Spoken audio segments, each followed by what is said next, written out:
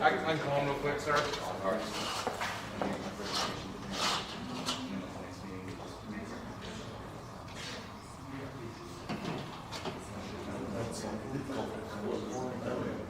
What was it? Gonna drive the fall. It's a long.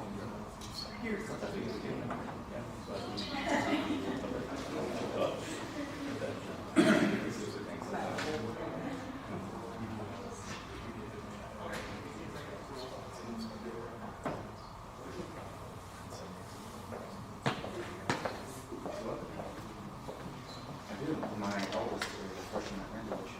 I've done this short time. No, he's on his way. He's running. No. I've been really Thank you.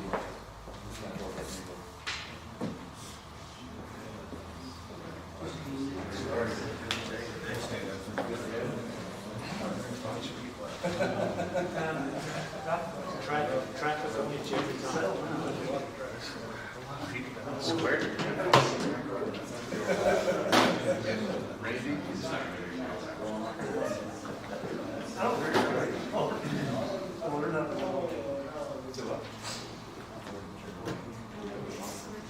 All right, I have 4:35, and at this time, we will call the meeting of the Canyon City Commission to order. And with that, Mayor Pro Tem, would you lead us in prayer, please? Sure. Shall pray with me. Heavenly Father, Lord, we just thank you so much for all that you do for us in this community. Father, we thank you for continuing to protect the men and women that work for the city of Canyon. And Father, we just thank you for protecting our community through the storms. And Father, just be with those who suffer loss throughout the storms and comfort them and bring them peace. And Father, help our communities rally behind them and fill in the gaps of need where we need to be. Father, just be with this body as we make decisions for our community and forgive us when we mess it up. In Christ's name we pray. Amen. You will join me in the pledge of allegiance.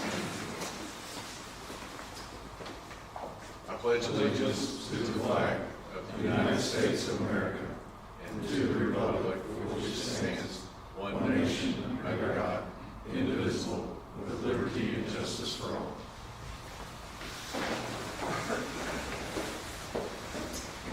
All right, that takes us to item number 5, public comment.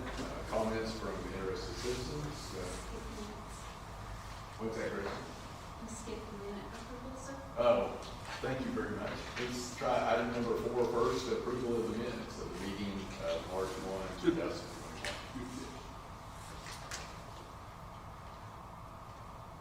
If there are no changes, I'll make a motion to approve. A motion and second to approve the minutes as written. All in favor signify by raising your right hand. Opposed, like sign.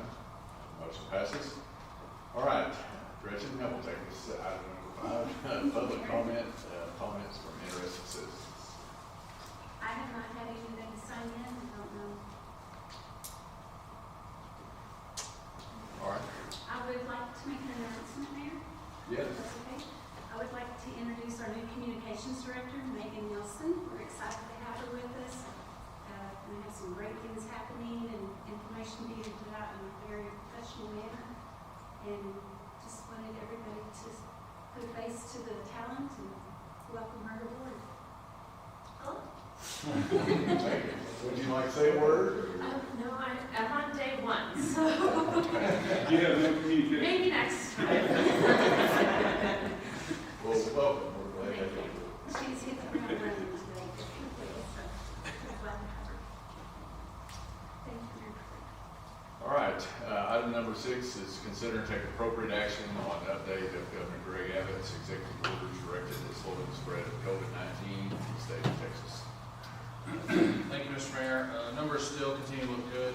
I think since we last met, we are having lots more released for vaccinations right now. I think, John, did they move to 50 years old yet? Yes, I think started today. Today? So anybody over 50, so, as well as having teachers and school administrators and associated school staff is also in full swing. So lots of people going to Amarillo to get that. But our numbers are as low as they've ever been in terms of active cases. since our peak back at 600, I think we're 29 today. Yeah, 6 for 7915. So I did include into the agenda, everyone. I did put a memo in front of it, but Joel and I got a really nice synopsis of the American Rescue Plan that's coming our way. And it tells you basically how those funds are going to be allocated. Joel and I don't know exactly how much we're going to get in regards to this. We are in the population under 50,000, and it will be allocated to us in regarding to population share, but will not exceed 75% of our most recent budget, which if it was 75%, that would be significant, but we're unsure. I expect that to be anywhere from $500,000 plus, is my best guess. So I'm not sure what basis they're going to use that on, but I just want to give you all a breakdown of that, that's coming our way with some of the stimulus money. There are some eligibility requirements under this, and that's, I think, on page 2, part of the bottom. We have to use it by 2024, and there's some things we can and cannot use it for. We can use it for water and sewer infrastructure and broadband infrastructure, if we decide to go that way. But there's also assistance to small businesses, households, things like that, and kind of recovery we could look at if anybody has any thoughts on that. So, this time, until we have any idea of how much we're going to get, we just wanted you to be aware that this is coming and to put that in your mind, so for what we could possibly do with some of that funds. Any questions on that? I don't have any idea of when this will arrive. The CRF funding as it's going down, we're still waiting on the second one. So we've got all the CRF funding but one payment. Joel indicated last week that it shows to be pending. Is that correct, Joel? Yes, So, it's staged to be paid, but it just hasn't been processed yet. so that will be the last of the CRF. And it's, do you remember, do you have any idea the dollar amount that we're waiting on? 566,000, I believe. Okay. So we're still waiting on that dollar amount to come through. So, on the CRF funding.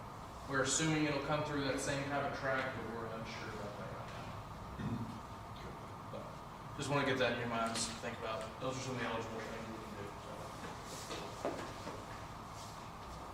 That's all I've got, Mr. Mayor. Okay. Thanks, sir. Anyone else have anything else there? Cody, you have anything else you're seeing out there? So, Nope. Love seeing the numbers go down. yeah, that's great. And vaccinations go up. All right.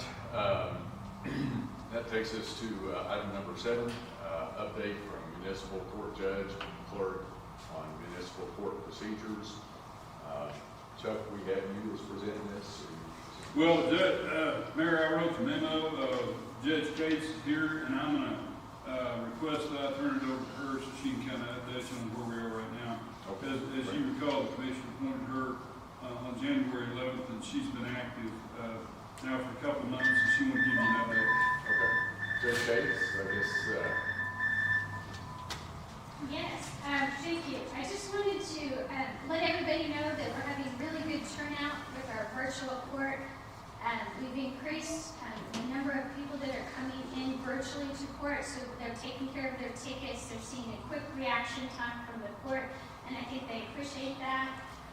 So we're doing virtual court Mondays twice, and then we're going to start in April. We'd like to do virtual court at 5:30 in the evening, so we can catch those WT students that are maybe in class when we have court during the day, or we can catch those parents that are working and their kid is in school and we need to talk to both of them. So I think it's going to be a big service to the community that we have that virtual court at 5:30. We're trying to work with the software provider. They have a system that we can add out of our technologies, and so we're hoping to have that up and going in April too. But I'm very happy with how well the virtual court is going. We are still operating under the orders that court is of the OCA and the Texas Supreme Court, so we can't have in-person proceedings without certain restrictions. So I think right now for us as a municipal court level, the virtual court is the way to go. It's just very efficient for us.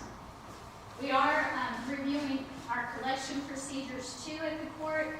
We're going to look at LexisNexis has an Accurate system where we have some old cases and we can go through and get some good addresses, try to find some people, send some letters. I think that's going to help too. And then if there's students and they've moved, then they have the virtual option of repairing. They don't have to come all the way back. So I think that's going to work together. We're having show cause dockets. We're encouraging compliance, and so I'm excited about that. We're hoping to get a WT insurance, so get those college students invested in Canyon, get them active here in the community. And then our Canyon high school student, she's made a video of what to do when you're pulled over, and then she's what to do when you're in court. And Judge Bird was very gracious and let us use his courtroom.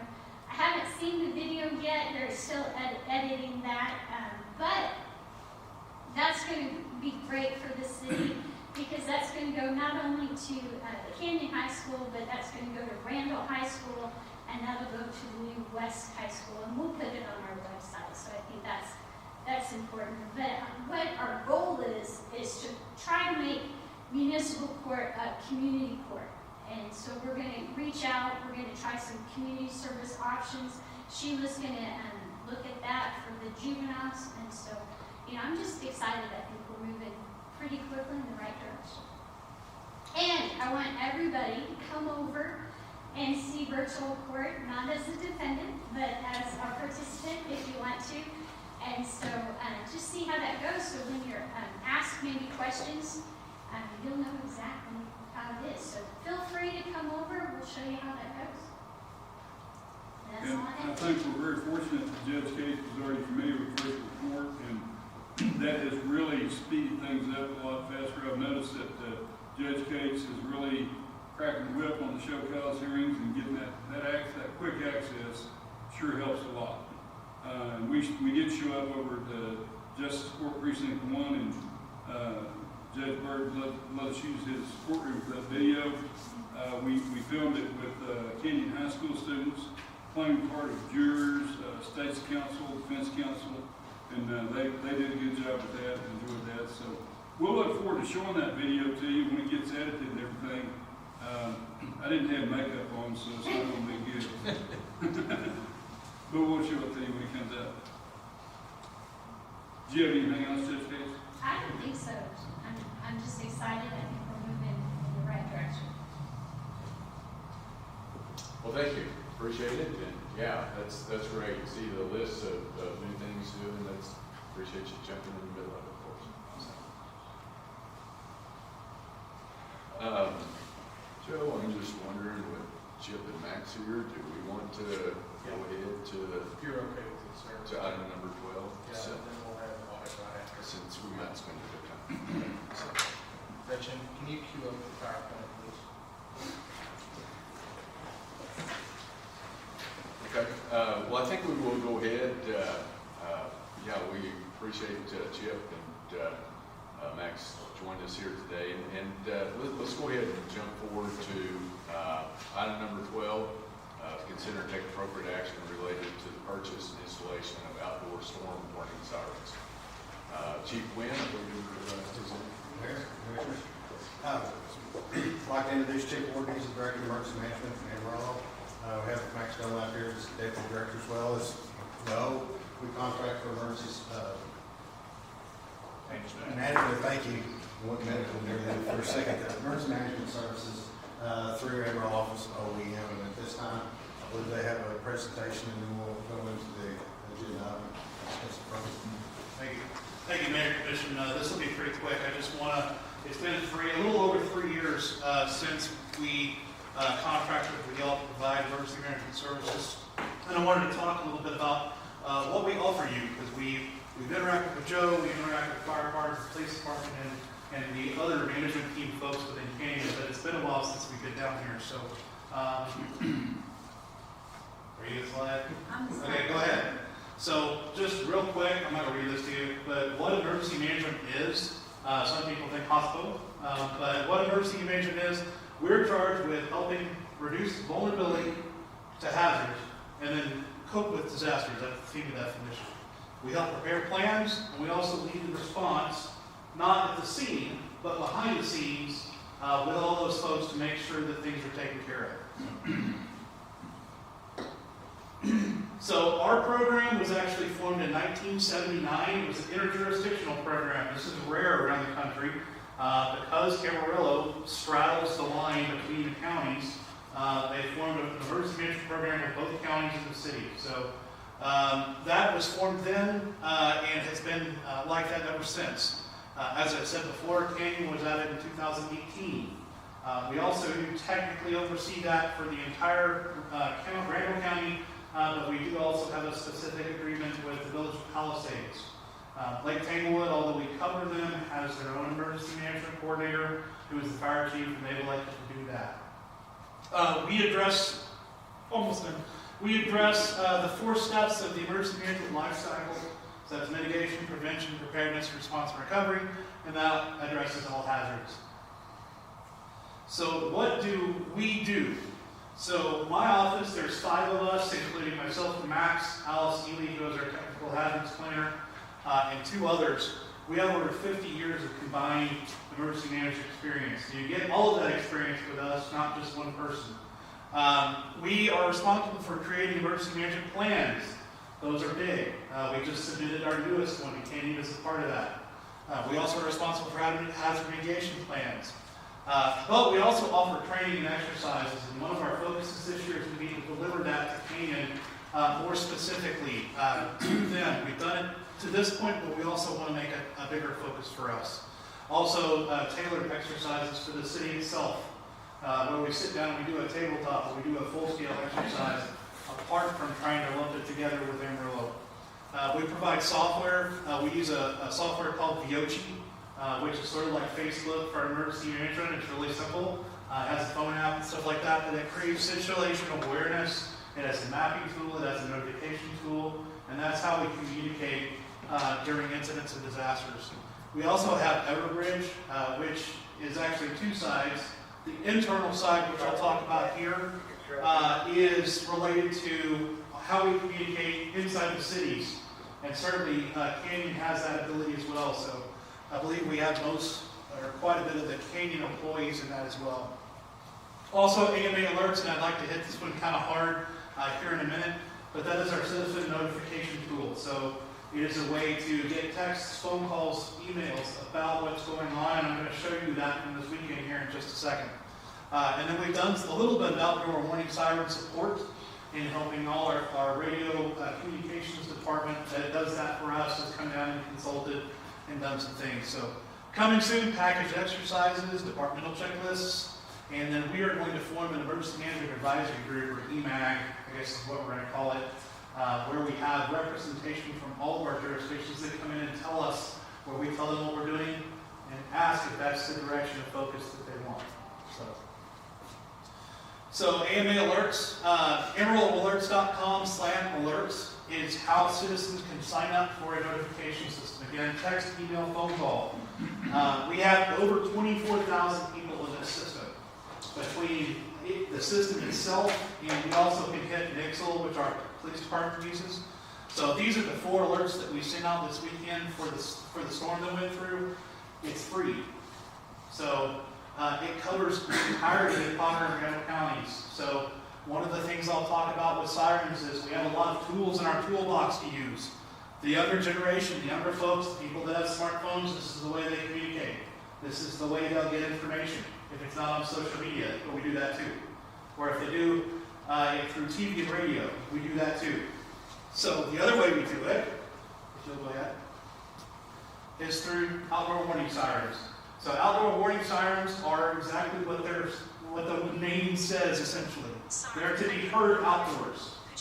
They're not necessarily to be heard indoors, that's a bonus, but they're meant to be heard outdoors. That's if you're at the park, your kid's playing soccer, you're out in the yard doing something, you hear the siren, that's a clue to something's going on. I need to go inside and turn on one of those things and find out what's going on.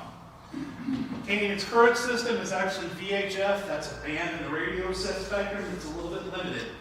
It is low band, and there are some sirens that have had some issues. So what Chief Wynn is going to present to you today, and Mr. Price, is a new system that is dual control. What we would like to do is create a system that Canyon has primary control over, but that our system can talk to it and then we can monitor it. We can set it off if we needed to for you, since we're contracted to provide that service. This operation would be different with the UHF. So that's a much bigger spectrum. It goes further. It's more reliable. Canyon would also have the commander software, and I'll show you a picture of this in a minute, along with a computer and a control box. So this is just an idea. It's a mock-up. Those red circles in the current Canyon system, probably installed in the 1960s, maybe 1970s, somewhere in there. You can see those 3 green circles, and this isn't permanent. This is just a mock-up. That's what our current 508 sirens cover. They cover 1.5 miles. So you can see just 2 sirens alone cover even more than those 7. You add a third, or you add a fourth, or a fifth, you get even much more coverage out of that. These sirens are also digital versus analog, so they're more reliable, they're louder, and they're heard better in a sense. So, just to give you an idea, those 3 overlaid with our current system. So you can see our Randall County sirens above that to the north. You get a sense for what that looks like. So there's a lot of coverage within that. This is a control box. So this is one of the installation pieces that allows the sirens to talk via radio back to the computer. Go ahead. So this is what our commander looks like. This is the software on a computer. So we actually have agreements with Lake Tanglewood for their sirens. We also have agreements for Carson and Armstrong County through Pantex for their sirens that we're working to get them into this system. So you can see all the different sirens. You can see the statuses. We have insets too, because we have sirens in Umberger and Bushland, but those are part of our system.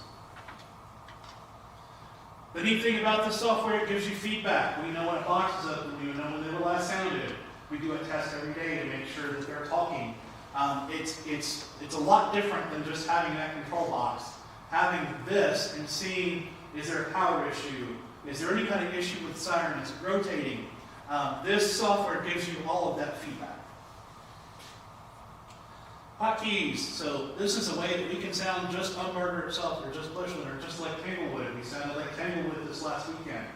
But it's a way to piece things out, and we can sound that way. It's also how we do our siren tests, or if we do what's called a quiet test, just make sure those sirens are working.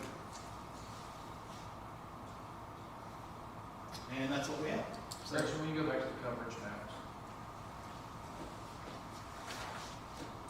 probably the next You one. want that one or the other one? Probably that. the previous, next one, yeah. Okay. Yeah. Thank you very much. I'm going to let you take it from here, because I know you have a presentation on those sirens themselves. Looking at our current coverage, that would be the orange circles that you see, and various locations that we have throughout the city. Mainly, we're going to be here just a little bit talking about the one that's on the far right. That's the siren location located at Hicks Drive and 4th Avenue. The orange is the current coverage. The green would be the upgraded coverage, replacing that siren with a new siren. So you can see that we're extending a lot more into the Canyon East area, to the east and back into town to the west. The top circle, green circle you see, that would be a new installation located at the school. Elementary. The new elementary school, Spring Canyon. Yes. I'm trying to remember that one. So that Spring Canyon location will give us coverage up to our north city limits we have, and you can see that we do have some expansion in expanded coverage in that area down into the Hunsley Hills area. That's even providing coverage into the Canyon North area, which is not in the city limits of the canyon. So the quotation that you have in your packet, it covers the control and activation system. That is the control board and the commander software. That item in itself is required for us to be able to integrate in with the current Emerald system. So in talking about that, the control and activation equipment is only available through Federal Signal. The Commander One software, that is Federal Signal software. and it works with their equipment. So we're talking about that being the control system for their brand of sirens. The rest of this are the costs associated with purchasing the 2 sirens. Once again, Hicks Drive would be a replacement. More than likely, we'll be looking at that area, since we already have a siren at that location and a new one up at the new school north of town. Consulted with Mr. Hester on this prior to submitting it, and basically there is a bidding exception. Back up just a little bit, Federal Signal is currently not in any purchasing program. They have filed their paperwork to get into the HDAC purchasing program, that's the Houston Galveston Area Council.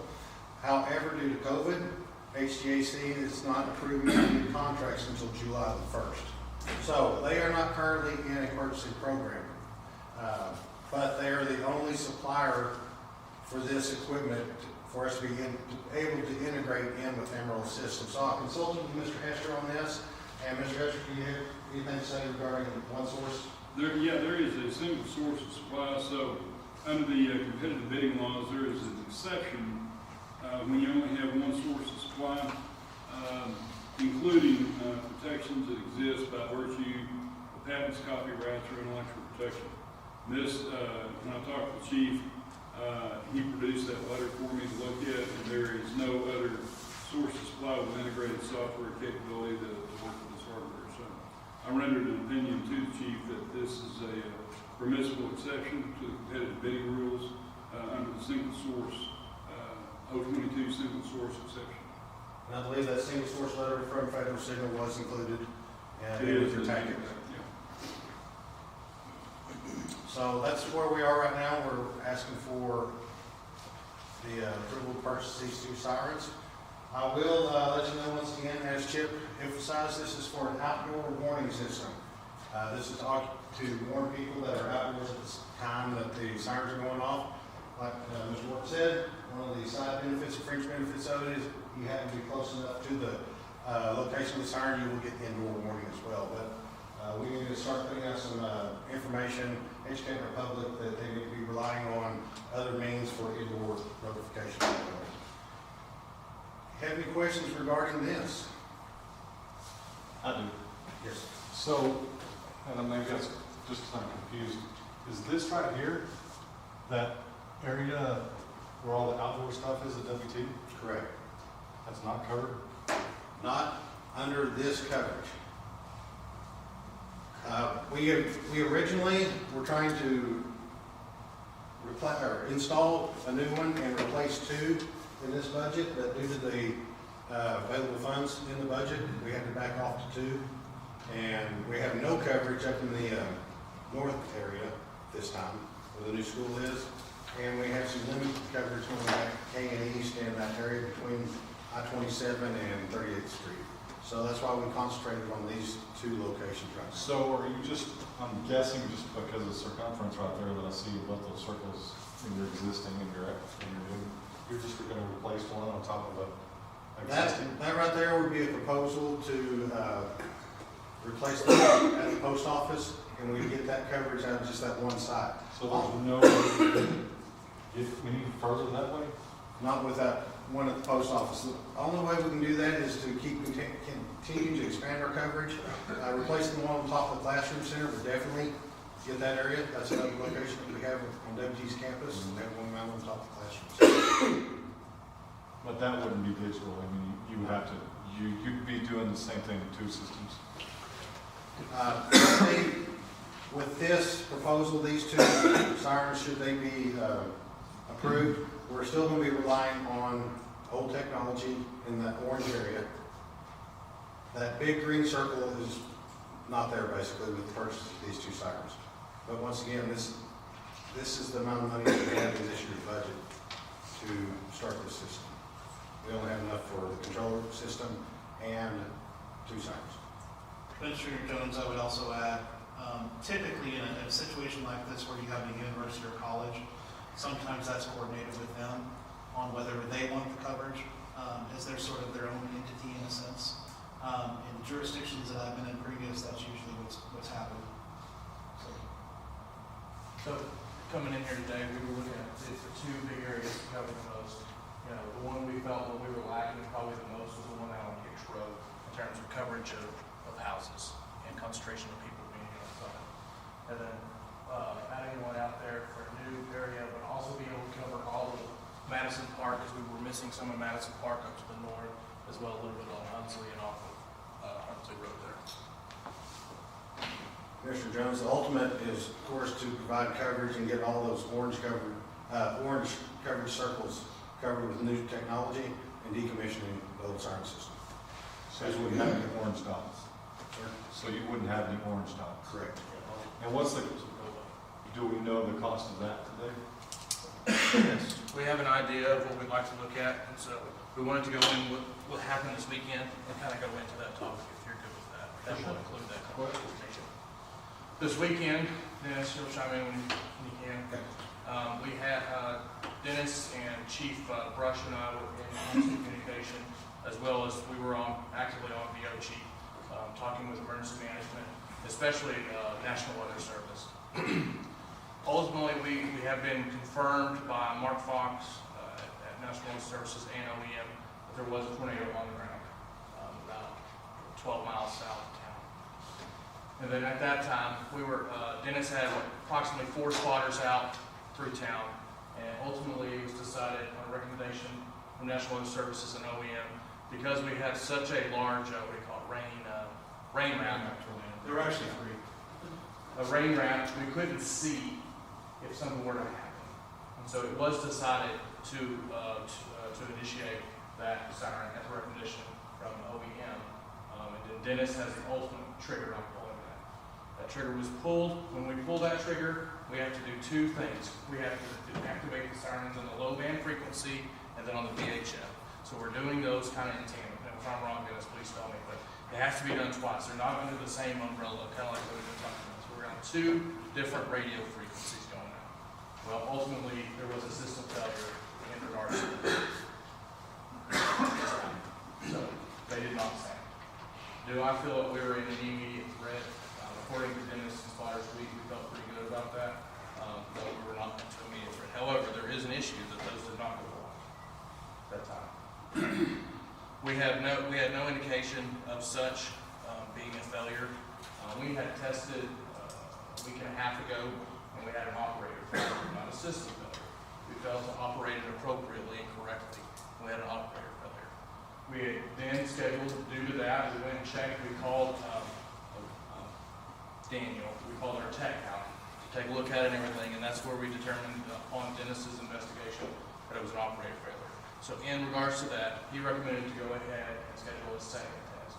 Well, that second test happened to be on Friday, where there was overcast and clouds and could be potential inclement weather. In that situation, it's our policy to basically just not do it that day, so we rescheduled for today. So that's how our tests have been. We're still a little early in storm season, but ultimately the conclusion came that we did have a system failure. What we know so far, Dennis, you want to weigh in on what we know so far? Daniel, our radio technician, communication technician, came in today and evaluated the system. Is currently, Captain Hoodfield, I believe he went with him as well. So correct me if I'm wrong with this information. We found out that the sirens, there's 4 sirens on our VHF radio system. They are working properly. Once again, we had a minor malfunction with activation on the 4 sirens on the VHF high band system. There are 3 existing sirens on the low band system. If you're not familiar with radio systems, VHF system is just what we came off of when we went to the new 800 megahertz system. Low band radios are a step above a CB radio. This is 60s, 70s technology. It's a very old radio system. It's a reliable radio system, but the components are becoming non-existent due to it being a low band system. Low band radios are not being supported, I don't believe, anymore by radio technicians. We did find that the 3 controllers, which consist of a control device that's activated by a radio, a 2-way radio, the low band systems are done. So we're looking at having to upgrade those to a VHF high band radio system to get those 3 sirens back on. The 3 that are effective at this time would be the siren on Overlook Drive up in Huntsville Hills the siren at 4th Street and 9th Avenue, and the siren over in Pioneer Estates off Thompson Road. That's the three that we're looking at upgrading, and we're looking at, the quote that the radio technician provided, $3 per site, $3,000 per site to get those back up and going on the high-band system. I will tell you, until that time, every time we have a weather watch activation, I will have a trained person at those 3 sites to manually activate those sirens if they are needed. That's a commitment on the fire department's part to be able to activate those sirens if we have to warn the citizens with the sirens. So that's where we are on the existing system. We would like to go ahead and increase our purchase from 2 to 5 sirens today and get this fixed. We don't want to be working about this in the immediate future and having inconsistencies. So I think we're very blessed that nothing did happen, but I do think we really need to look at this closer. Staff's anticipating about $150,000 to do approximately 5 sirens. Those would be at the ones we have 2 already, Spring Canyon and Inchroads, the big circles. And then we would do one at the post office where the star is, and that would increase that. We possibly may move this one. This is Reeves-Singer, isn't that right? Correct. We may move it down a little bit to get that further coverage, one way or another, but that would be the 4th. And the 5th would possibly be the classroom center. See if we could work on getting that one done. So we feel that that would be adequately covered our entire city, and our system would be entirely updated at that time. Prior to today's date, in budgeting, we were going to do about 2 to 3 a year to get the system done, and we'd be done in 3 years. That was our intention coming in, to get these 2 big ones that we have the most coverage we feel, and then we would do 2 more next year, and then 2 following year. That was our intention, but I don't think we have that luxury today. So the green circle on the bottom left-hand corner, you have no intentions of? That's correct. It would remain the red circle here. That's one of the better sirens, to be honest. That's probably one of the better ones. Okay, so maybe I'm just not catching on, but why wouldn't we just go with 3 big green circles? We intended to do that, but due to budget constraints, we didn't have enough money to do 3. That was our intention coming in. So what's the price difference between you replacing 3 old antiquated things that will break on us eventually to fixing it once with one big one?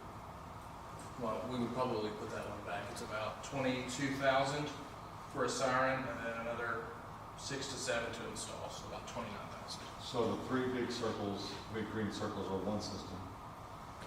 So if we did that, we'd be on one system. Yes, if we did all the big green. We're asking for 5 big green circles.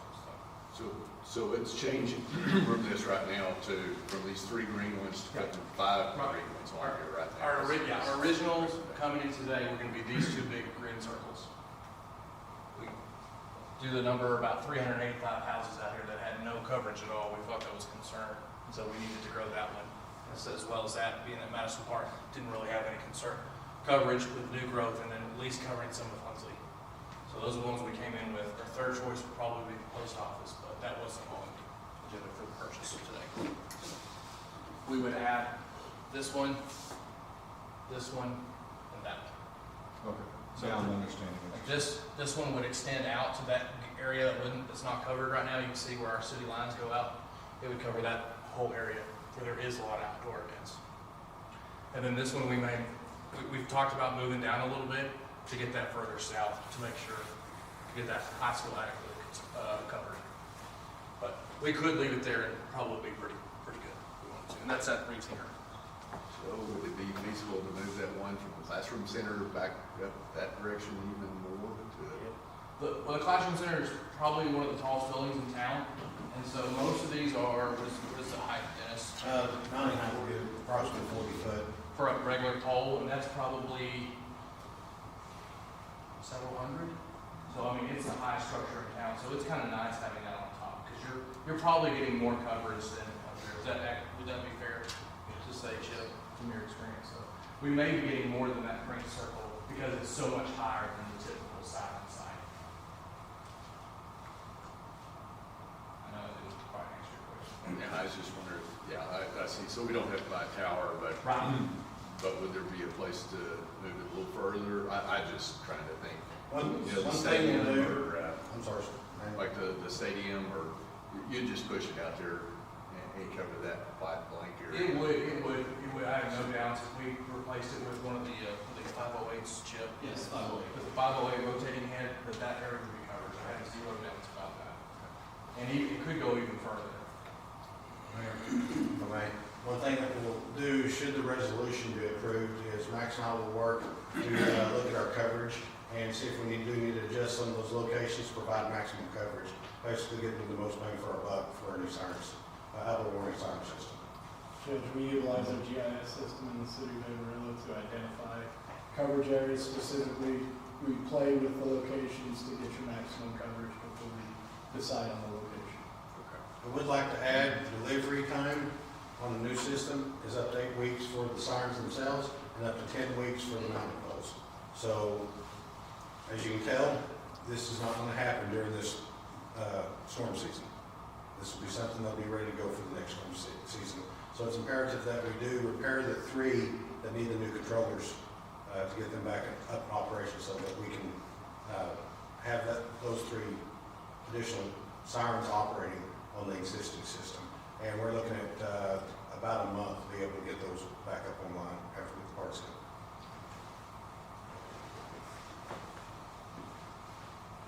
So, Chief, can we do more frequent testing until we get to that point? I don't know what that looks like, if that's every 2 weeks, or at least every 30 Absolutely. days, or 100%. We can do more testing if that's the desire.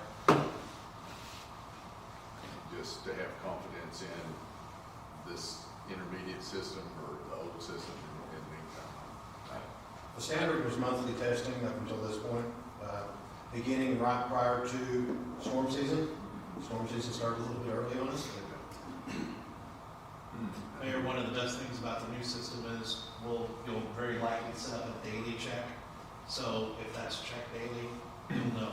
So it's not only just a monthly test. If there's a communication issue with the siren in the system, you know that day. I think ours Ours at 7 a.m. 7 a.m. all every our day. sirens talk in. And as you saw that checklist of switches and circuits, every day at 7 a.m., every one of our sirens talks in and provides us with that knowledge every day.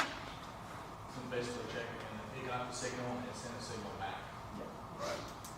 And it will signal back if it doesn't sound. It will tell you if it didn't sound. Typically what error was found if they don't sound on the system.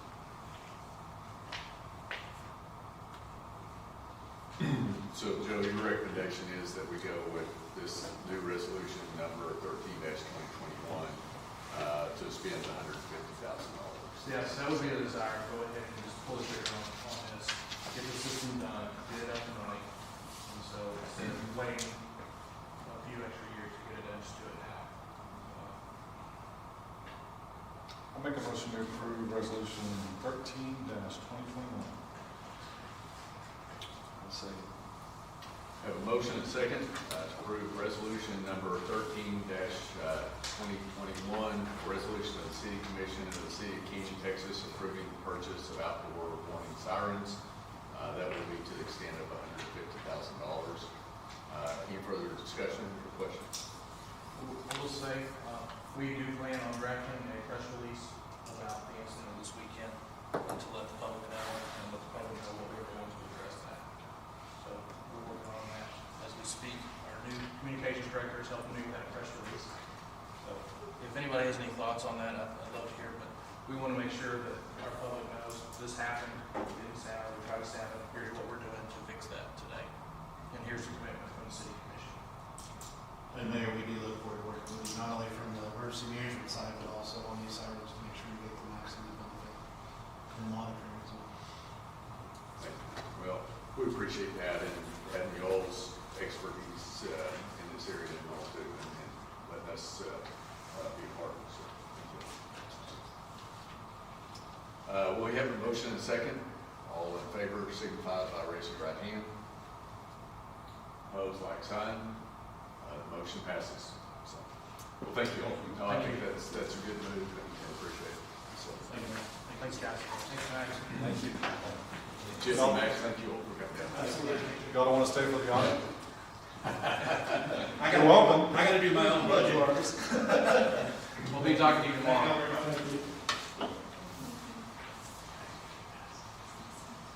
All right, well, we will go back now then to item number 8, to consider and take appropriate action on audit of financial statements of the city of Canyon as of the 40 year ended September 30th, 2020, as presented by the finance director and Dozier Pickens and Francis. Joe, looks like you would get us started. Thank you, Mayor, Commission. We have with us today John Maris, who is a shareholder with Dozier Pickens and Francis, the accounting firm that we engaged to perform the audit of our financial statements for fiscal year ended September 30th, 2020. And he'll be giving you a presentation on their audit and their report on our audited financials. Used to having a podium to stand behind and hide. Good evening, Mr. Mayor, Commissioners. As Joel said, my name is John Maris. I'm the audit partner at Dozier Pickens and Francis. Before I begin, I want to thank the Commission for allowing us to once again come down and serve the City of Canyon as your external auditor. It is always a pleasure to get to come and work with all of your staff. You really, truly do have a tremendous group of people that you don't want to lose track of. Chain them all to their desks. They do a great job for you. So, with that being said, I'll dive right into this. I know I'm actually on your agenda for a couple of different items, so I don't want to keep you here all night. If you will turn to page number 1 of your, oh, it's going to be on the screen too. Excellent. This is our independent auditor's report. That actually looks like it's the representation letter, Gretchen.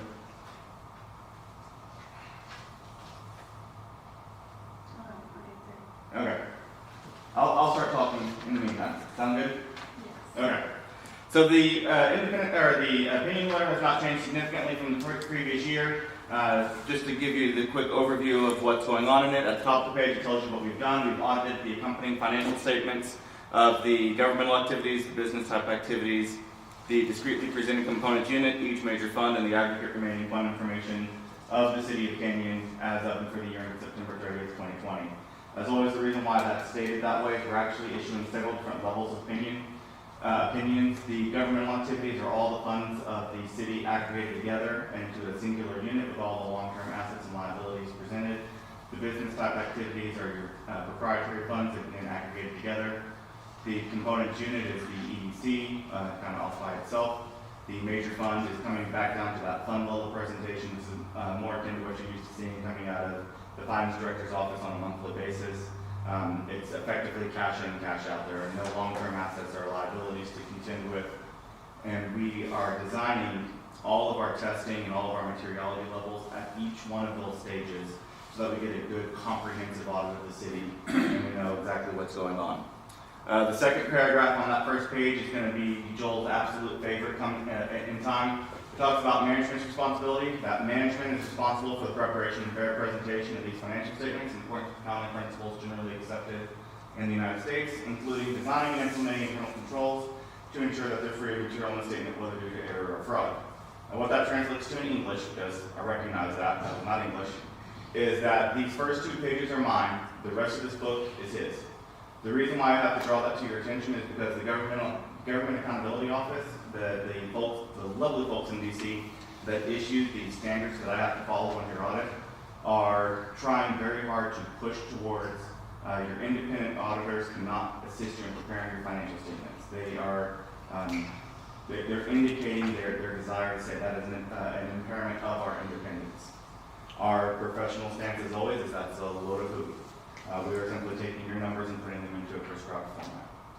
Thankfully, with your finance director, he's got all of the training, education, history, experience, everything you need, that no matter what stage they move you to on that spectrum, the City of Canyon should be well covered. That's why I made the joke that you got to chain him to his desk, because you really don't want to lose him at all. You are positioned perfectly for no matter what DC says in the coming years. As long as you've got him back there, you're going to be in great shape. Thankfully, for the time being, they've continued to allow us our workaround of having the city manager and Joel, the finance director, sign off on what we call a management representation letter that they have read through and accepted responsibility for the financial statements. And we rephrase that, they've read through, understand, and that accept the responsibility for the financial statements that understand where it got thrown in this year. That I have to mention, but like I said, they've got plenty of training for that. And that everything was presented to us, nothing was kept hidden or secret, and so on and so forth.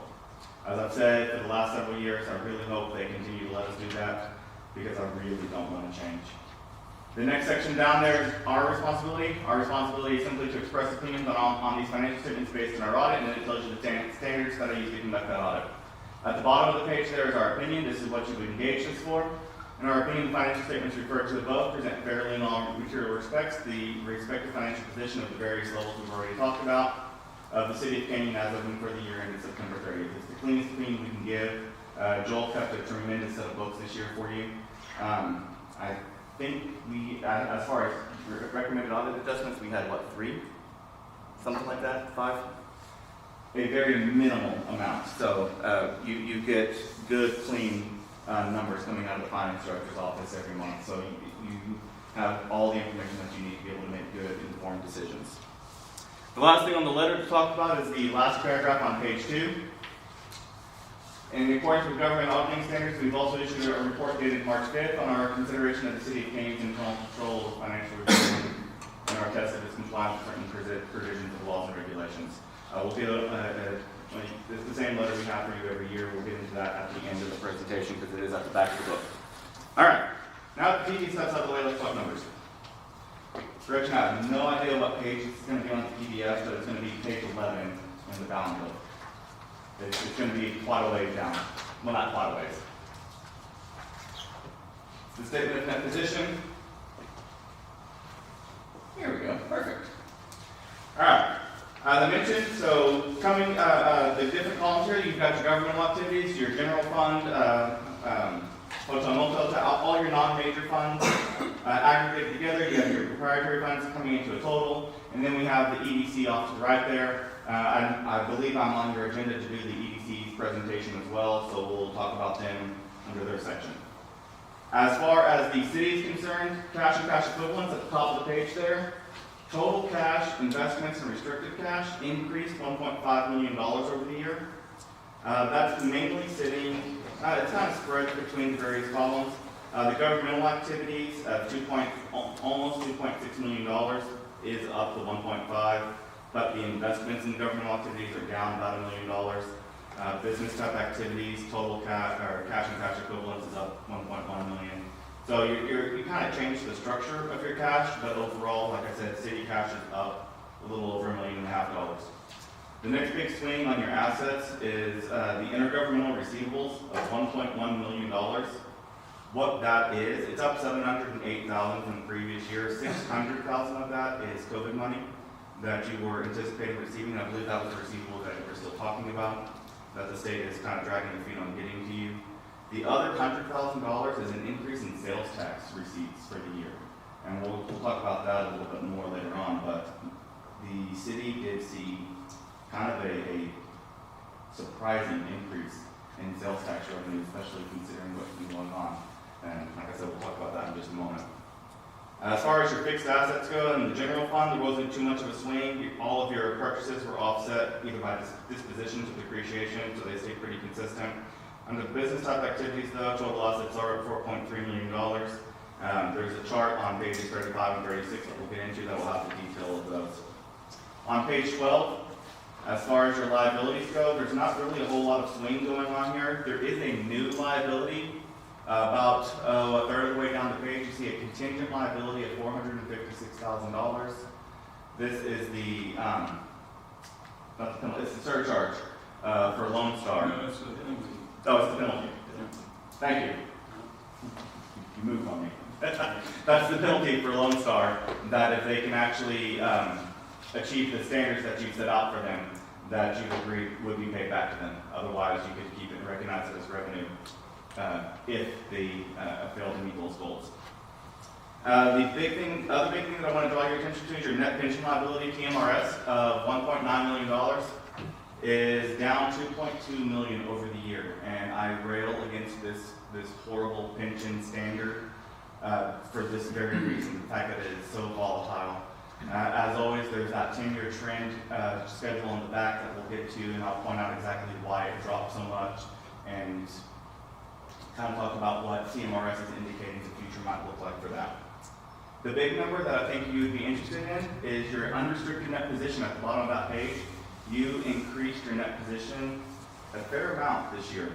As always, if you take all your assets, convert them to cash, pay off all your obligations, this is what the city would be left over with. Under the governmental activities, you have $841,000. Total net position is up $689,000 over the previous year. Business type activities, $1.6 million. Grand total net position, including your fixed assets, as we already indicated, is up about $5 million over the previous year. So the city really did improve the financial position quite a bit. Yeah. So let's see if we can. The next one's a facing page. Page 13 is a facing page. I'm not sure how that's going to look on the screen there. No, we can work with that. That'll work. Okay, so on this left-hand side, you see the expenses of the city broken down by functional area, and then moving across the top of the page, charges for services and the operator capital grants that you receive, coming into what it costs to provide those functions to your citizens. As far as your expenses go, grand total primary government of $19.5 million, about halfway down the page, didn't really change too terribly much over the previous year. You did shift where your expenses were, though. The governmental activities came down about $725,000, and business type activities increased about $6 million. Not $6 million, sorry, $600,000. I was reading another note. So they kind of offset each other and balanced out quite well. As far as your charges for services go, the water and sewer fund had an increase of about $3.3 million. $2 million of that, this would be the surcharge that you received from Lone Star, and that's what's sitting in that $10.8 million of revenue there. The $1.7 million capital contribution, following along that same line item, is the infrastructure that was contributed from the developer over at Canyon East. So you recognize revenue for that as well. As I mentioned, we were going to talk about the sales and use tax. This is going to be kind of hard to see on the screen because the description is on the page we're looking at and the numbers on the next page. But it's the $2,696,690. That is up $331,000 over the previous year. As I was talking with your EDC board last week, the only thing I can attribute that to is during the worst of the pandemic, you had citizens that were staying here rather than traveling to Amarillo to spend sales tax money. That's the only explanation I can come up with why during COVID your sales tax increased as much as it did, but it didn't. You get the benefits of that. So congratulations. As far as that, everything else on your income statement, nothing else really changed significantly over the previous year. You did end up with increases in net position across the board. Governmental activities increased net position $703,000. Business type activities $5 million, and citywide $5.8 million. So it was a very good financial year for the city. Everything worked exactly the way that we wanted to, and you started building your reserves up, which I know was a significant, one of Joe's significant increases. I'm going to mix your names up so many times. Okay. All right. We're just an LOA. Okay, moving on. Pages 14 through 17 are just the fund level presentation. There's nothing new, no new information here to really discuss. However, you can see the general fund by itself and then all the non-major funds by themselves if you wanted to see how they're operating independently of each other. But like I said, there's no new information really to go over. The odd numbered pages are the reconciliation between what I've already talked about in this fund level presentation. You'll see all the long-term assets and liabilities there.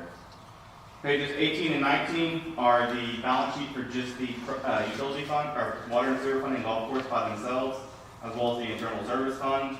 Again, no real new information there. I will point out on page 20, the statement of revenues and expenses, one back, if you don't mind. Thank you. I always point out the operating income for each one of your proprietary funds. So you can see water and sewer sitting at $4.9 million. The golf course had a loss of $555,000. That does include the non-cash depreciation item. So when we add depreciation back in, and we just talk about cash inflows versus cash outflows, the operating income for the water and sewer fund, again, including the surcharge, would have been a little over $6 million, and the golf course, the loss would have only been $351,000. So that's pretty much what's going on with your proprietary funds. Now, page 21, the statement of cash flows. This is the statement telling you where your cash came from and where it went to. The net cash provided by operations is the key indicator of the health of the particular activity. So you generated cash flows from operations of $6.4 million on your water and sewer fund, and you had a cash deficit cash from operations of $343,000 on your golf course. None of this is really abnormal.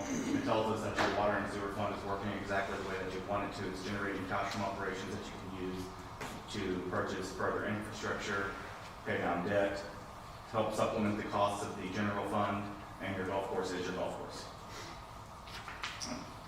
You have a golf course, so we'll just leave it at that. All right, starting on page 23 is the notes of the financials. The ones that I'm going to draw your attention to are the ones that I've already kind of alluded to. Going to note number 3 on page 35. Yes, ma'am.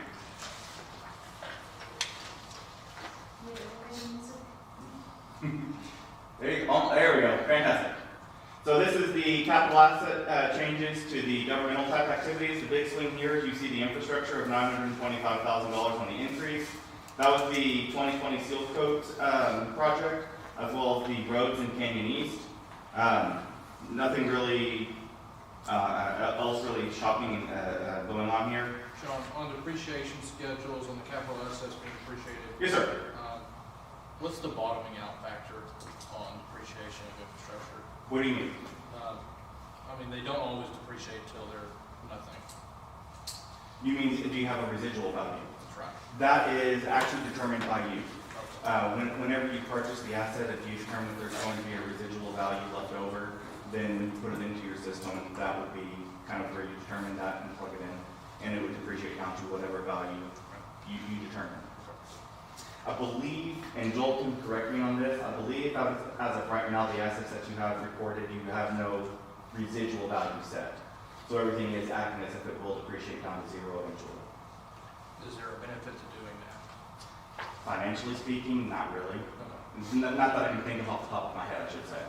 I don't know, Joel, do you have an answer for that? Most of those infrastructure type assets are being depreciated over 15 to 70 years. Yeah. So likely they're going to get replaced before you fully depreciate and worthless on the books. You just say worthless on the books. Before they're worthless on the books. I will point out, since we're talking about infrastructure, there is a unique provision for roads that if you're doing any road repair, it's kind of... Like seal coating, like I said. Yeah, seal coating is actually treated, well... We do that. We capitalize seal coating and depreciate over 5 years. Yeah. Because that's our cycle for doing seal coating. Yeah, there's an exception for that. When you do that, the other thing for roads is if you were to, and it's actually written this way, it's kind of, I always find it kind of interesting. If you were to take a road all the way down to nothing, to the dirt, and put it right back with the exact same material, you do not create a new road. You just repair an existing road. They consider, for reporting purposes, creation of a new road as if you add lanes, or if you take it down to the dirt and put it back with a better grade material. So, with the exception of the seal coating, which, like Joel said, you're just capitalizing that over a 5-year period since that's your cycle. That's kind of one thing to keep in the back of your mind when you're talking about infrastructure in regards to roads. So, thank you. you're very welcome. Continuing the discussion on fixed assets, the very next page, page 36. The big changes here, you do see the $1.6 million of infrastructure going on there. There's the Canyon East developer contributions that we've already mentioned. As far as your construction in progress, on the top right-hand corner of $3.6 million, these are active projects that you have ongoing, and what you're working on as of the end of the year is your wastewater lagoon, which is what you're spending your surcharge money on, as well as the enhanced water meters that you took out some debt for. And that's what's in progress on both of those. Speaking of debt, Gretchen, I'm going to send you to page 40, and I'll get there in a moment. Okay. So note number 5, starting on page 38, is just a verbal description of each one of the debt obligations that you have, whether it's your various bond issuances or the long-term notes payable that you've taken out, as well as the EDC. Where I directed Gretchen to, page 40, this is just the graphical representation of that, so you can see where you began the year, any new additions that came in. At the bottom of the page, you do see the $1.4 million for the meter upgrade, and then you see your reductions for each one of your debt obligations coming into the ending balance, as well as what's due in the upcoming year, principal-wise. As far as cash outflows, if you'll go to page 42 now, you will see where the general fund, or the governmental activities, each one of those obligations pay interest for the next 5 years, and then in 5-year blocks thereafter. So you can see exactly cash outflow-wise what you've obligated yourself for in the governmental activities. And then on page 43 is the same information for the proprietary funds. So you can see what you're looking at by 2032. You'll have all your bond obligations and notes here paid off, costing you approximately $12 million. And of course, that is assuming you don't go out for any new debt, which I know you are looking at doing this coming year. So that's just kind of letting you know where your cash is going to, as far as what you've obligated so far.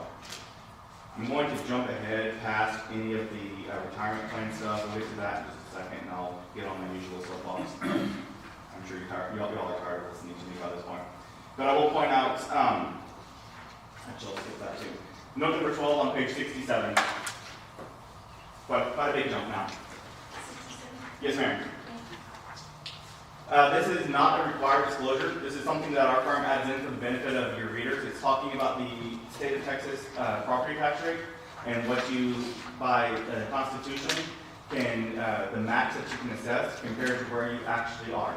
This tells the readers kind of what some other options you've got available to you are.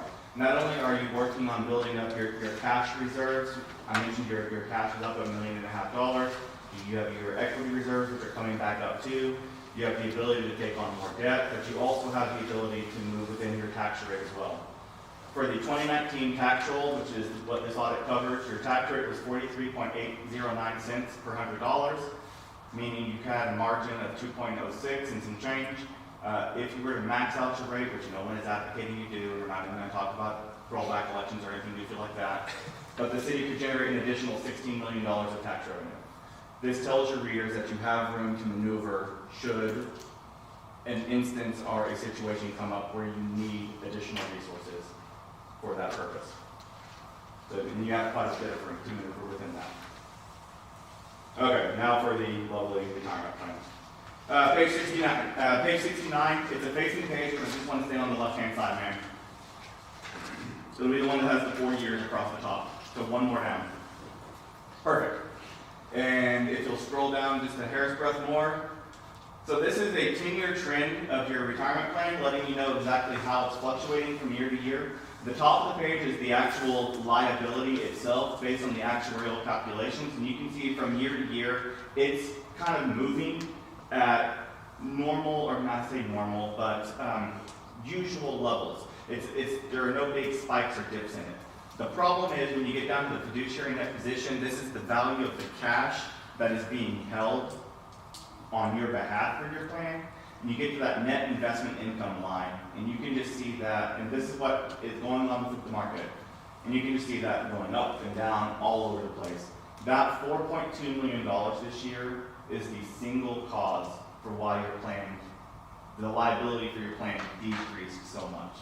And it's nothing that you can control. As TMRS has a good market year, your liability is going to go down. If you happen to have a bad year, your liability will go up. And it's the reality of the situation. The 2019 evaluation was a great year. The 2020 evaluation I was actually getting a little nervous about, but I was talking to another city manager who serves on the board of TMRS, and he was telling me that actually by the end of 2020, it looked like they were going to have another game. So your 2020 evaluation, it looks like it might be in really good shape as well. I say good shape, I mean for your financial statement numbers. It does not. Somewhere in here, I think it says the model has 6.75%. Is that what I'm seeing? Is that the return it has to hit to on the average? So it's actually on the very, 3 pages down, Gretchen. Page 70 is what we're looking for. Yep, right there. The investment rate of return, yes, they are looking for a 6.75% rate of return. However, they are looking at that over a long-term period. Right. So it's not a single year. Right, but if that averages that over time, that's what they're shooting. That's what they're shooting for, yes, sir. So you're going to have years where you have really good gains and you get more than that, and then you're going to have years where you get significantly less than that. But over their long-term window, that's what they're shooting for. Help me understand a little bit more. Yes, sir. Ask these same questions. I'll try my best to. This pension plan is a horrible standard, and a lot of it just is based on what the actuaries say. Right. So what goes into that is the cost, the interest on total pension liability. What, as a cost, is that? So the interest on total pension, liability and it's just.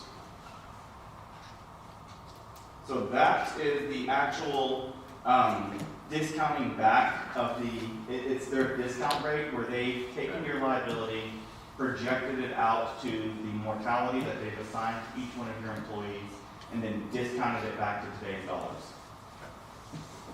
And then the service cost, what is that? The service cost, to the best of my understanding, and Joel might be able to answer this better, or even Joe, that is just the, I thought I had a note in here about what the service cost was.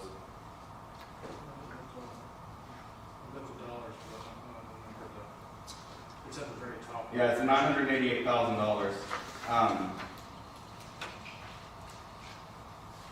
I was about to say something that, as soon as the words hit my brain, that's not going to be a right answer. I don't have a great answer for you on that, Mr. Mayor, to be perfectly fair. I can look one up and charge it. Pardon, sir? That's not what TMRS is charging us, I'm sure. No, that's actually what my instinct was going to be to say, but no, that's not right. It's got to be too high. Yeah, they're not charging you $1 million a year to maintain your plan. Yeah. The reporting that they provide to the city, I believe, Joel, that's coming straight to you, isn't it? The GASB 68 report. There should be reporting or notation in there of what they are defining their service cost as. So one of the two of us can get that for you. If you can't find it, Joel, let me know and I'll see if I can dig it up. Anything else, sir? No, I mean, Okay. bottom line, it was a great year. It really was. The number looks good, so. And really, that's what I have to discuss for you all today. The rest of the booklet there is the combined statement on the non-major funds. Nothing really shocking or exciting going on there. The last 2 pages that I indicated are the report on internal control and compliance with laws and regulations. You did not engage us to assess your internal control structure. However, we are required as a matter of standard that if we note any significant deficiencies or material non-compliance with laws or regulations, we have to bring them to your attention. And I'm pleased to state that there were no such issues. That is not to say your system is foolproof. There is no such thing as a foolproof system. You could throw your entire operating budget at it and not achieve it. It doesn't exist as a matter of human condition. But we do feel that the policies and procedures and personnel that you have in place, should something happen, we feel will be caught very quickly. And with that, I just tried to get the highlights for you tonight, and I know I sped through it pretty quickly. Are there any concerns or questions that I can address for you? Yes, sir. I got a couple of questions. Our total debt's now 11 million. I read that back. Total debt, Long-term debt. yeah, total long-term debt, no, sir. Your long-term debt is sitting citywide, and this is back up on page 12, at, I'd say closer to 17 million, sir. 17 million. Yes, sir. So in your opinion, for a city our size and our budget, is that the low, medium, or high debt ratio?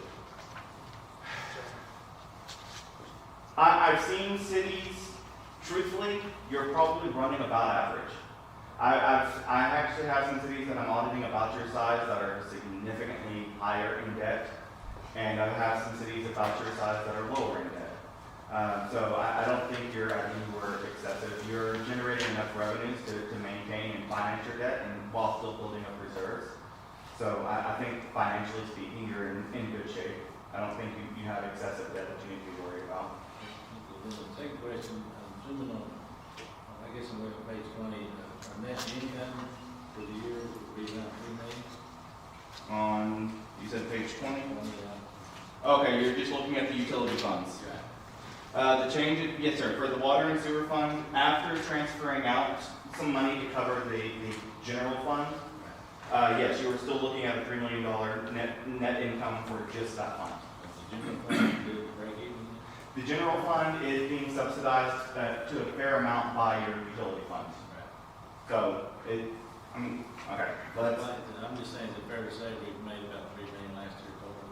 just in that one fund, that's fair to say, yes sir. I mean, all the funds. In all the funds combined, you made about 6 million. 6 million, that's all I figured. Yes, sir. In all the funds combined. With all the funds combined, yes sir. Thank you very much. You're very welcome.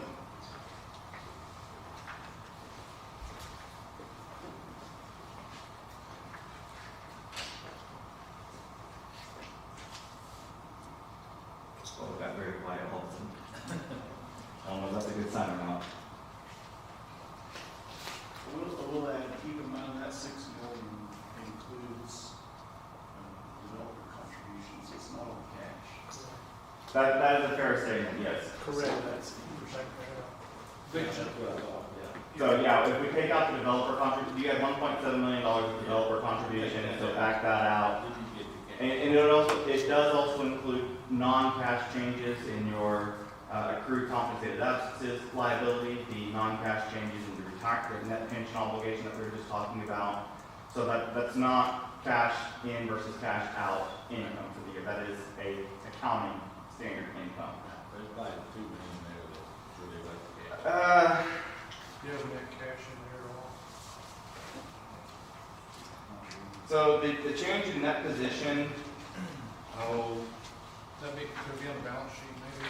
I mean, yeah, you can look at your balance sheet. Your cash position increased $1.5 million. So, the balance sheet is on page 12, sir. Page 12 will give you citywide. I believe it's 12. Yeah. I'm sorry, 11, Joe. I'm sorry. Page 11 will give you citywide. So, to get kind of back to your question, if you want to look at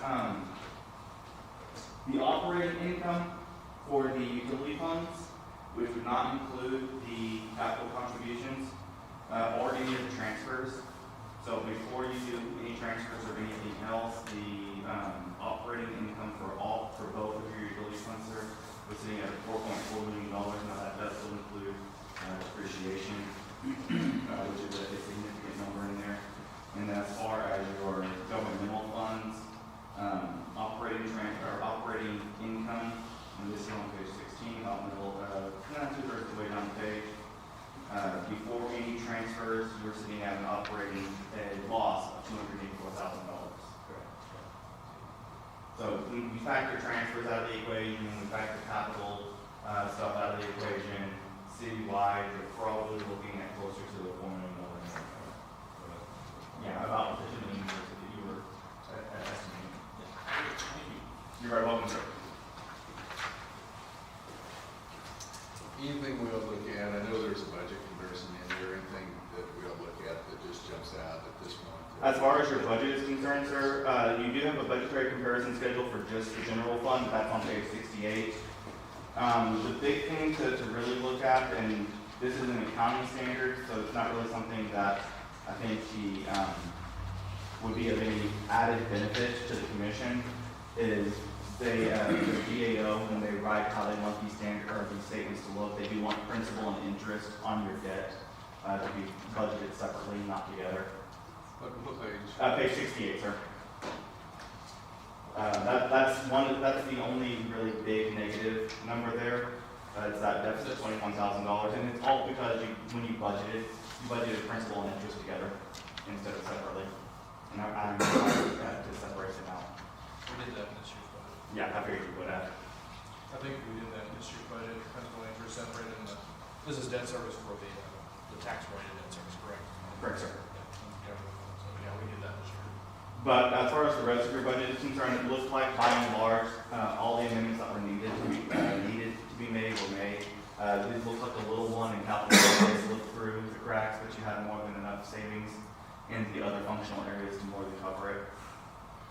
So grand total for the general fund, your amended budget was a little under $11 million, and you came in at 10.6, so you were $279,000 under budget expenditure-wise in the general fund.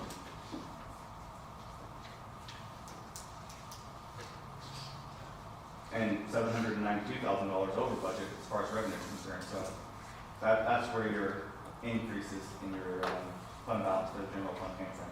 You brought in significantly more revenue than you were expecting to cut expenses by a fair amount. Well, that was COVID related too. Yeah. We were already halfway through the year and we tried to slow it down that as much because we were looking at potential shortfalls, especially in sales tax, which is the volatility aspect.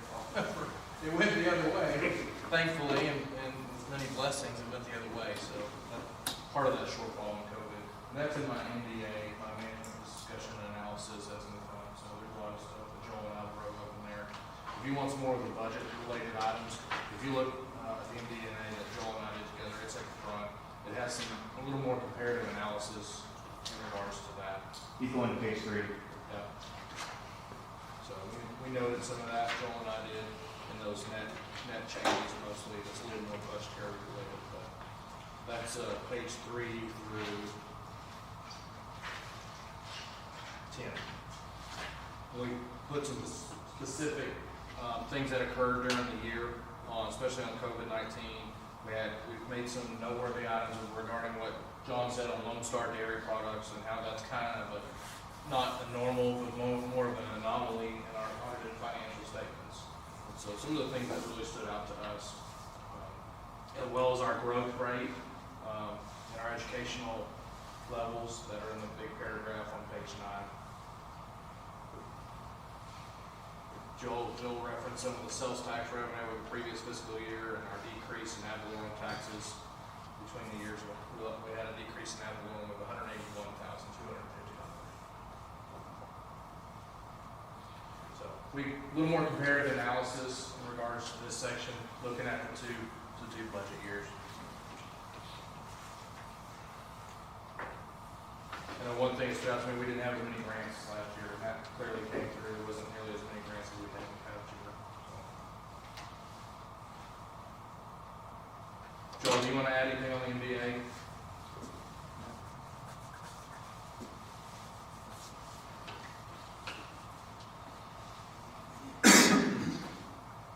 Mr. Mayor, I move to approve the 2020 audit of financial statements for the city of Canyon as of and for the year ended September 30, 2020. Second. I have a motion second to approve the budget report as of September 30th, 2020. Is there any further discussion? All in favor, signify by raising your right hand. Opposed, like sign. Motion passes. Thank you, sir. Mr. Mayor, may I say, I just want to appreciate how much Dozier Pickens does for us, Dozier Pickens Finances, and that they don't wait till the very end of our fiscal year to get the audit done. Our current ones, they get it in a very expeditious manner, and I think a lot of that is to Joel and his staff. Also to John and his team, it just works hand in hand, so. In my experience, I've been waiting at times for August for audits, and I just appreciate how much. We have before too. Yeah, And it's just a very good feeling, Joel. I just want you to know that. Well, thank you, sir. I do appreciate that, and I'm glad you gave the credit to Joel, because it really is the efforts that he and his people put in that make it possible to get y'all taken care of as quickly and efficiently as we do. The one hiccup we had this year was actually waiting on one of your actuaries to do evaluation for us, or else we were actually shooting to be here 2 weeks ago. You had a third-party service provider that was dragging their feet, so it is what it is. But no, Joel really does make our life tremendously easy and makes this entire process very efficient. So he was an absolute treasure to find when you had that basic system open. Well, thanks to both of you. So, Joel, you too.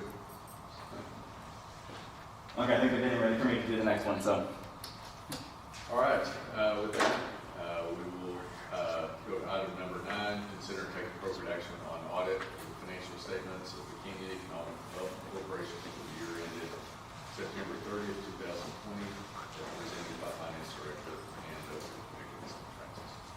Okay, for the EDC, it's going to be a lot of, not the same information, but the same style of information. I do get to skip over some of it. I don't have to go over the opinion letter again, because I've already done that. It reads exactly the same. So if you guys, if you're ready for the PDF, if you go to page 3, this is the balance sheet. The big changes here, cash and cash equivalents for the EDC, they ended the year at $560,000. That's down about $236,000 over the previous year. Their big drop is they took some money combined with debt to buy up a significant amount of property over on 4th Avenue, and that's the increase in the investments. $863,000 at year end. It's up $422,000. That is just the 3 pieces of property at 1601, 3, and 7 4th Avenue. It is worth noting that $183,000 of that balance is certificates of deposits that are being classified as investments. That's not all property related. The due from primary government, we've already talked about sales tax, $163,966. That's up about $31,000 over the previous year. Sales tax just across the board is up as expected. Capital assets, we'll have a chart on page 11 that'll detail that out a little bit more, but it's a $250,000 increase. That is the 1605 4th Avenue property that they are using as their headquarters now. That's the capitalized value of that. As far as their long-term debt is concerned, it's up about $300,000 and some change. That's the 2 notes they took out to make that purchase. Even with the purchase and the increase of debt, their total net position at the bottom of the page there, 1.6, almost $1.7 million, is up about $128,000 over the previous year. So they did some significant projects and significant work this year and still managed to increase their net position. As far as the income statement on page 4, sales tax revenue, they ended the year at $899,000. Their portion alone is up $110,000. Goes back to the discussion we were just having. Rental income for the year, they are rapidly becoming landlords. Is up $18,000 over the previous year and is expected to go up even more this year. The miscellaneous income of $15,000 is purely clawback related as far as contracts that they had funded, but the business did not meet the conditions of the contract, so they ended up reimbursing the EDC. As far as expenses, total operating expenses of $806,000 are up $342,000 over the previous year. That's sitting squarely on the economic development projects line item, $562,000. That's where the entire increase is, and there's a note that we'll get to in just a moment to discuss where all those funds went. Their cash flow statement on page 5 looks very similar to the city's. They generated cash from operations of $134,000, which is exactly what we want to see. They're cash flowing, and then it shows you what they spent their cash on to come into that decrease that we've already talked about. As far as the note disclosures, the ones that I've already mentioned that I think would be of the most interest would be note number 5 on page 11. This is the capital asset note. And you can see the building purchase of $249,000 and then some furnishings to furnish the building. The note number 6 on page 12 is their long-term liabilities. And you can see come back. There we go. You can see the 2 banknotes that they took out to finance the purchase of the property. And at the bottom of the page, what they've obligated themselves for, again, principal and interest-wise, for the next little bit of time, to what they're on the look for. Note number 8 on page 13, and then moving into the end of the book. Note number 8 is exactly what they spent their $562,000 of economic development project, so you can see exactly who that went to and what it was. The biggest single recipient, and I say single recipient because it's one project, but it was multiple recipients, was the COVID-19 Small Business Rescue Grants that they issued out. And we had absolutely no issues with any of their grants or any of these things like that, and we examined each and every one of those. And then note number 9 is all of the various commitments that they have agreed to fund, and each one of the, so each paragraph is a separate commitment, and it tells you for each commitment how much has been funded and how much is still remaining to be funded going into the future. And again, there were no issues with any of that. And they have, they have a significant amount of projects that they are anticipating funding coming up and going into the future years. So they are a very active EDC and working very hard to improve the quality of life in Canyon. So you have good people over there as well. I really cannot speak highly enough of everybody associated with the cities that we deal with, whether it be city, EDC, you name it. You really have managed to surround yourself with good quality people. And with that, that's what's going on with the EDC in a nutshell. I was able to cut that one much smaller than you. So, are there any questions or concerns about them?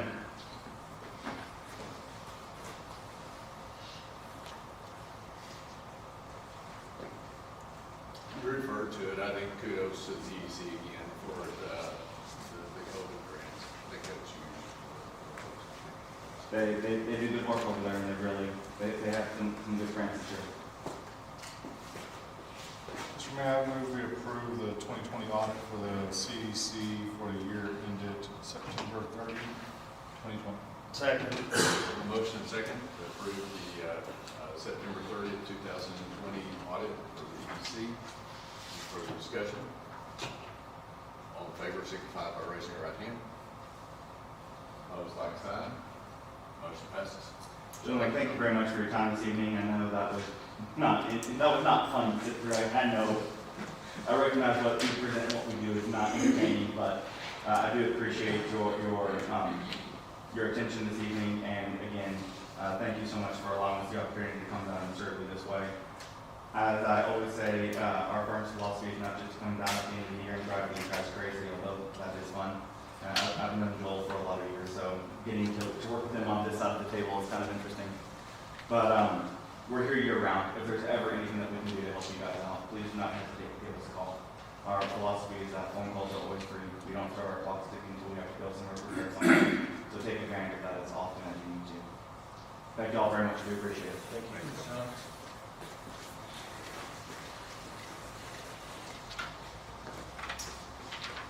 All right, that takes us to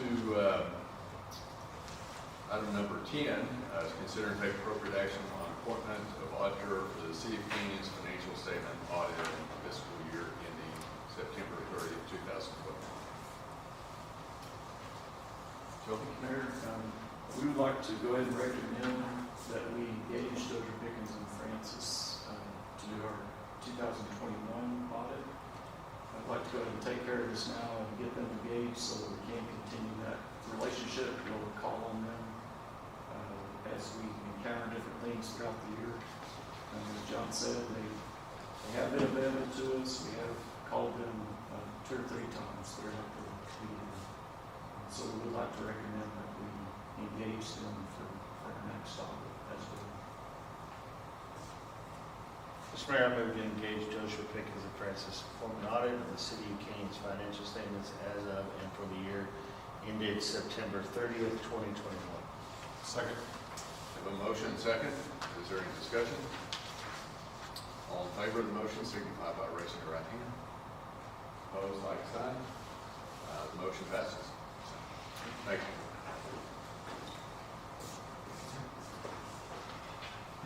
All right, item number 11, consider and take appropriate action on fleet master equity lease arrangement agreement and fleet management agreement with Enterprise FM Trust and Enterprise Fleet Management Inc. to include approval of funding and authorization the city manager to act on behalf of the city with regard to all required documents.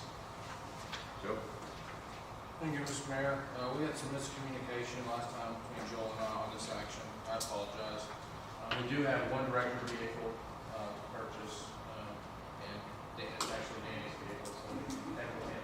So we decided we were going to do police and then superintendents and above. So we do have one. We would like to go ahead and engage and do this relationship with Enterprise. There's no new information other than that. We're just executing on one vehicle.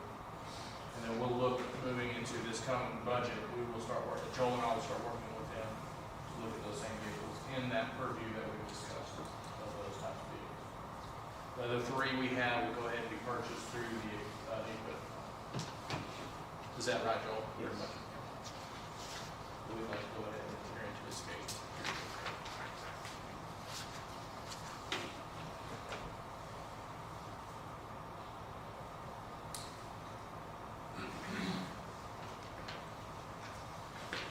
So you need something from us? Yeah, just a motion. It didn't change, none of the information changed other than we decreased it. Good one. Yeah, it's not in.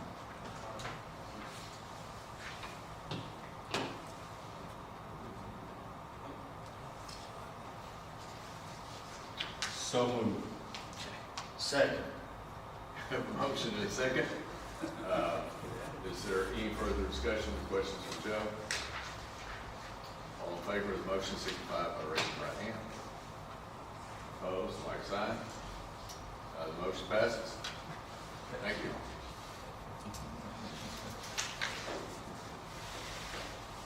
All right, we've already addressed item number 12, so that will take us to item number 13. Consider and take appropriate action on Canyon Fire Department 2020 annual report. Commissioners again. It won't take a lot of time. I believe the report's pretty self-explanatory in itself. I would like to go to page 4 of the annual report, just to summarize a few things here. Yeah, keep going. There you go, right there.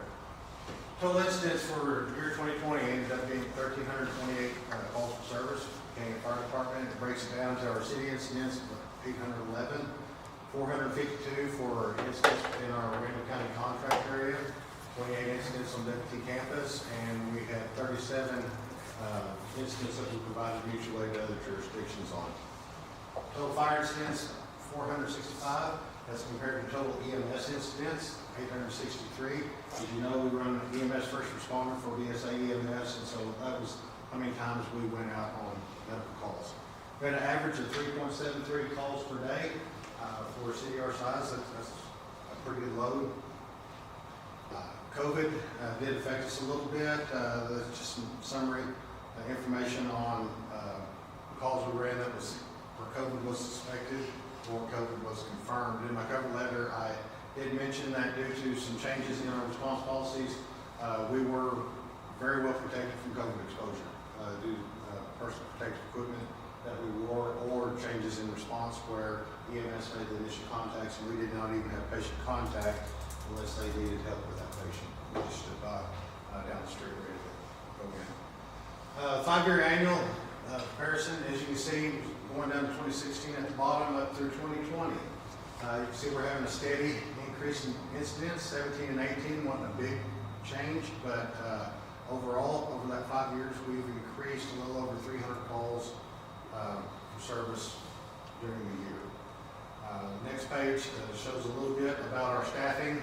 We began with 34 members, 6 full-time members and 28 volunteers. We ended up with 32 members, 7 full-time members and 25 volunteers. We had 1 volunteer retirement. He'd served enough years on the fire department to actually, he will benefit from retirement pension when he turns 55. We had 3 volunteer member resignations or terminations, and 1 new volunteer member coming on board in 2020. So that was kind of just to give you a picture of what happened in 2020. If you have any questions, I'll entertain those at this time. What is a good intent call? Good intent call would be an instance. These dry, dusty days, people see something off in the distance. They reported it's possible smoke. We got there and it's a field blow. Turns out to be dust. Sometimes we get a water leak on a system that sprays water in the right direction towards the sun. It mimics looking like smoke from a distance. We get out there and it's water. It was a good thing. Someone had good intentions of calling and reporting that, but it just turned out not to be. Yes.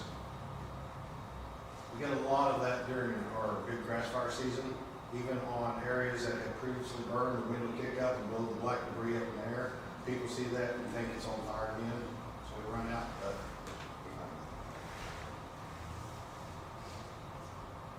thank you. So we're gonna have a work session here pretty soon too regarding, just. Yes, sir. Some of these details we brought up, that's, April 19th. We're having, I think it should be on everybody's calendar, to have a discussion. The fire department is desiring to increase to 6 more full-time staff. And Dennis, myself, and Mr. Wright are already working towards that discussion. We'll have a long, detailed presentation about that and what we're looking at. 6 new full-time is a big commitment. There's no way of doing that commitment without an increase in taxes of some sort. And so we're looking at those numbers now. We haven't got everything together.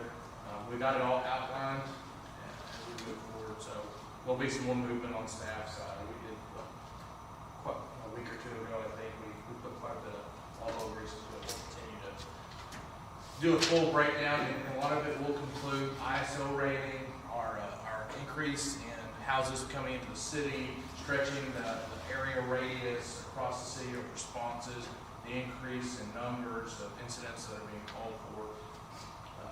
One good thing is, so Dennis and I had lunch on Friday, and Dennis and Vince and staff are trying some new things over there, and looking at some different ways to do it. Some of it will fail, others of it will be success. So they're doing some different things there. But one of the things he and I definitely want to be clear is the volunteer aspect is probably never going away. That's correct. There is no intent or desire to make that go away in any way, shape, or form. That's one that I've asked questions through the years. Is there a way we can, and we have increased the retirement piece and tried to push that what we could. Dennis has got some great ideas on some of those. And we can discuss more of that then. 100%. So I think some of that will be just, we got to do a litmus test to see if it's going to work. So nationally, average volunteer across the board, not just fire departments, is down. It's just not where it needs to be. It's definitely down in the fire department as well. So, and as we grow to a certain size, we've got to try to at least keep up with that trend, as well as keep our ISO rating down to 2. We have significant savings in our insurance premiums because we have such a great ISO rating. That goes the other way. If we were to take our 2 away and have no rating, we'd have an increase between 35 to 45% in our insurance at our houses. Between a 2 and a 3? Between 2 and no rating. If we were unrated to a 9 or nothing, that'd be a 30 to 45% increase in premiums that we all pay on our home insurance. So that's the cost savings of having such a quality fire department, and that goes into Dan's staff's water system too, plays a big heavy role in those investments. But that's something we'll talk about. So we want to continue to have that low rating. We just don't want to get too far behind. We do think it's getting close to meeting times. I think 6, what Dennis has proposed, moving that way is not too long.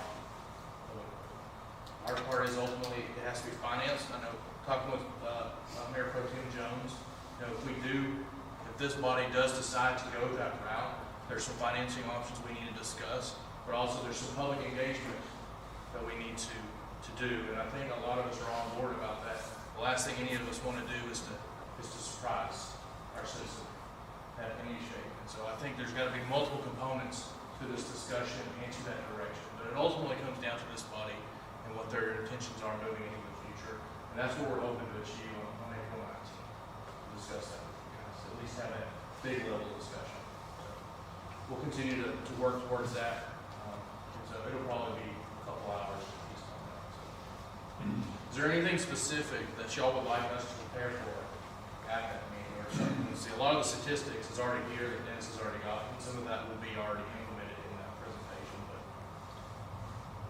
You know, another question that I've asked over time, and again, maybe we just address it again, but just the percentage of our calls that are rescue and emergency that the fire department handles.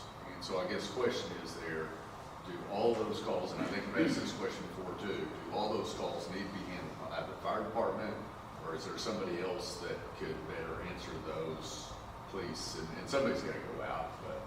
Are you talking about like at the canyon, the rescue canyon? Well, whenever there's a wreck and we're sending out a fire truck every time, I believe, is that? That is a standard response due to the, many times we don't know if there's an entrapment or not until we get there. And we're the ones that carry the specialized rescue equipment to deal with that. And I'm asking probably uneducated questions, but I'm just asking, questions. Because you're pulled from your fire department, so, Yes. what's. And we are compensated for the calls we do with the canyon.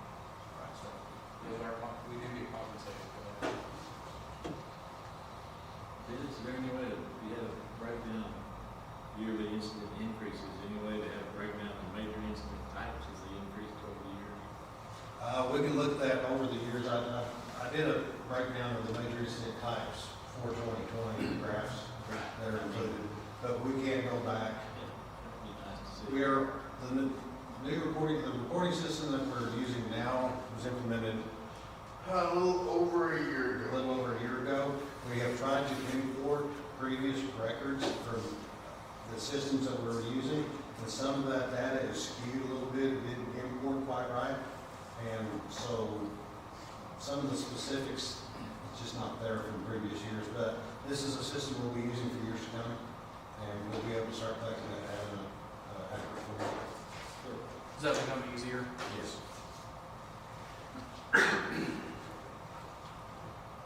Well, I just think, moving forward, and obviously we're going to get into the weeds a lot at that next work session, but I think if we're going to continue to enjoy or be a part of the level of service that we receive from the fire department, you can see the numbers, we're going to have to invest some money, and frankly, I'm not sure we can afford not to at this point. The numbers don't lie, they're stretched thin, and we definitely don't want those response times going up, and we don't want to cut services, because this is not like water or trash. It's lives at risk, and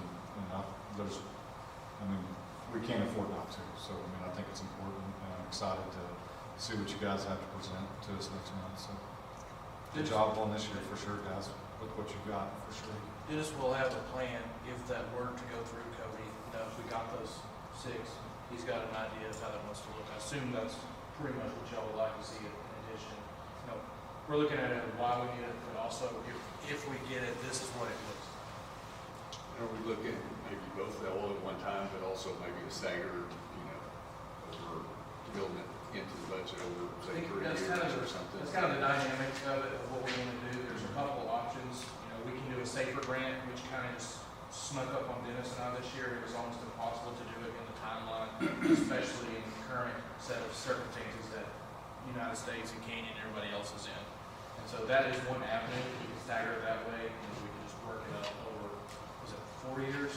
Or 3 years? 3 years. We could do that, Mr. Mayor. We can go over those in much more detail. I will present the immediate need in my viewpoint and what our future goals are. Joel and I are working more on the financial side together. That's why Joel's helping us and assisting us. So we'll play that out with the save grant, without save grant, or the combination of both. And that changed this year. I think it funds 100%. It funds 100%. So that in the years past, it was a stair step. It'd be like 100, like maybe 75-25 for 2 years, and then went to 65% on the city and 35% federal. We could get quite a bit of assistance, Mr. Mayor, in that grant. All right. I believe that doesn't require a motion. So, Chief, appreciate y'all's work. Tell your crew the same. Greatly appreciate it. We do recommend a motion to accept this, Mr. Mayor. I move to accept the Canyon Fire Department 2020 annual report. Second. We have a motion and a second. All in favor, signify by raising your right hand. Opposed, like sign. Motion passes. Auditor, thanks for being quick to the draw there. What I do. That's cool. Well, I'm here. All right, that takes us to item number 14, executive session pursuant to 551.074, ordinance, and housing authority, planning and zoning commission, 551.071, consultation with attorney, and 551.072, deliberations about real property. And, at this time, we will adjourn into executive session and move over into city hall. Six, 23. Yeah.